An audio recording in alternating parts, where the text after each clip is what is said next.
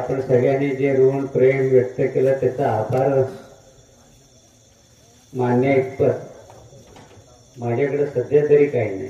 तर इतके अतूट प्रेम आणि पाठबळ आपण या निवडणुकीत मला दिलं की ते ऋण या आयुष्यात सुद्धा फेडणे शक्य नाही.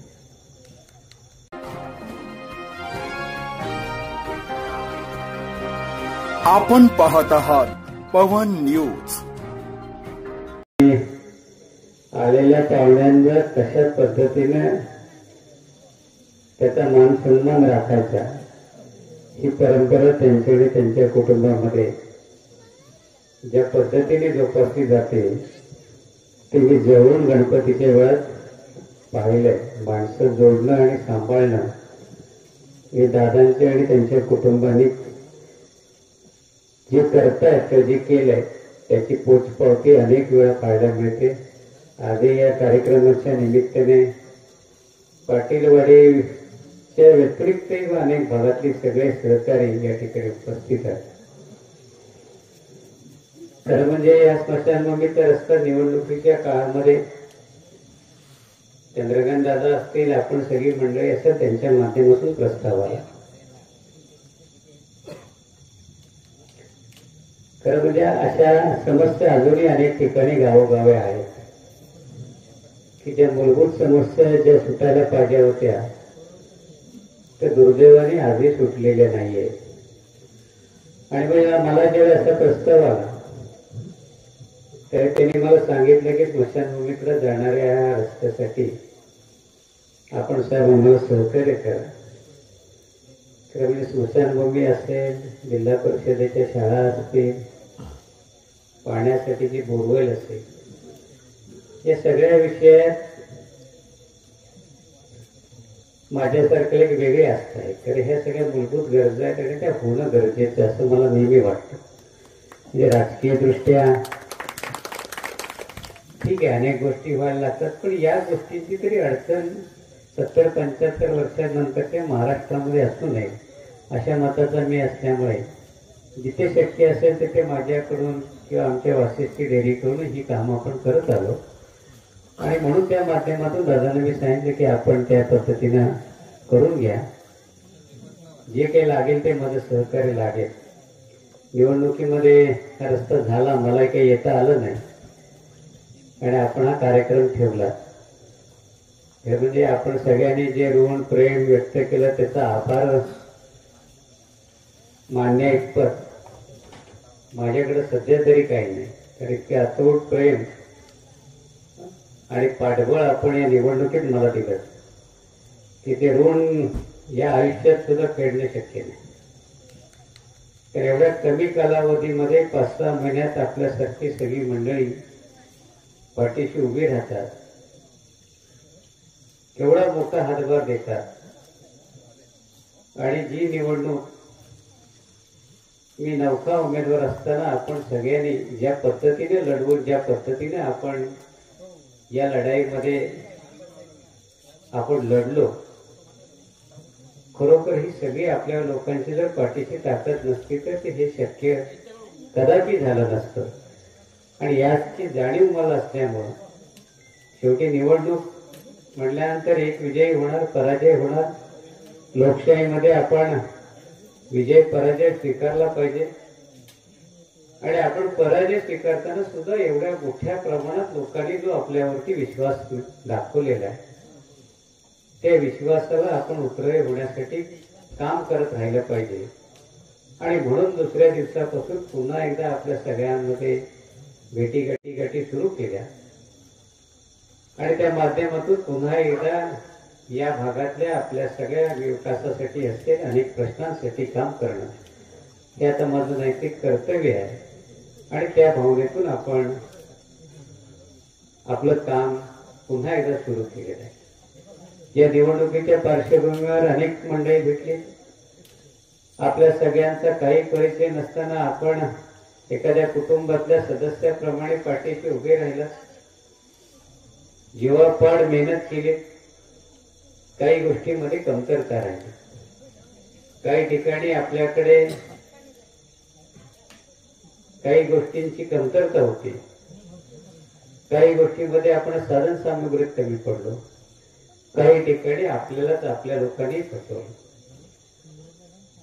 परंतु या गोष्टी त्याच गोष्टीशी आपण चिटकून बसून राहायचं नसतं, पुढे चालायचं असतं. शेवटी एवढ्या लोकांबरोबर राहत असताना आपल्याला अनेक पुढच्या संधी आहेत, अनेक गोष्टी आपल्याला पुढच्या दृष्टीने जर करायच्या असतील तर एका पराभवानं आपण खचून जाऊन चालणार नाही. तर आपले सगळे सहकार्यांना पण पुढे नेणं आणि त्यांनाही या माध्यमातून आपण आधार देणं हे सुद्धा तितकंच महत्वाचं असल्या कारणानं जो काही पराभव झाला, जे काही छल्ले आहे ते विसरून करा. कारण शेवटी कसं आहे, एक लढाई हरलो म्हणजे आपण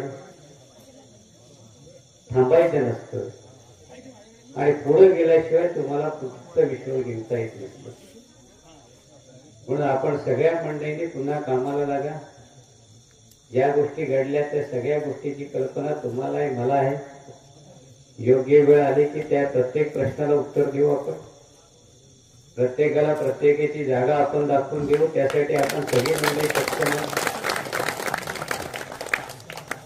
कारण प्रत्येक गोष्टीची वेळ काळ आल्याशिवाय, प्रत्येकाचं काही घडल्याशिवाय त्याला परमेश्वर सुद्धा न्याय देत नसतो.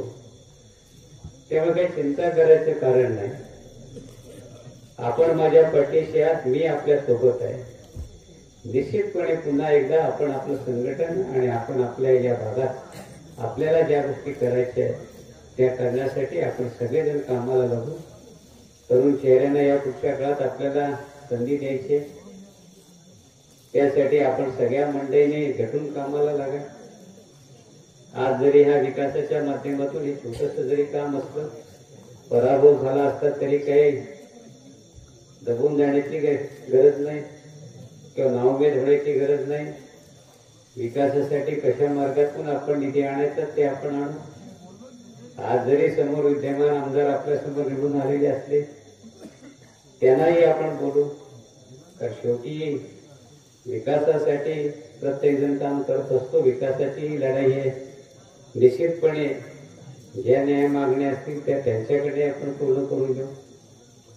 आणि ह्या सगळ्या गोष्टी करत असताना आपण सगळी मंडळी एकत्रित राहणं ही पुढच्या दृष्टीने कळायची गरज आहे. आज आपण ज्या पद्धतीने एकत्रित राहतात आणि या भागाच्या विकासासाठी काम करतात, निश्चितपणे अशा पद्धतीची एकी आपण पुढच्या काळात ठेवली तर अधिक चांगल्या पद्धतीने आपण आपल्या परिसराला सक्षम करू. मी मगाशी दादांना म्हटलं की खरं हा मोठा एवढा सत्कार ठेवण्याची गरज नव्हती.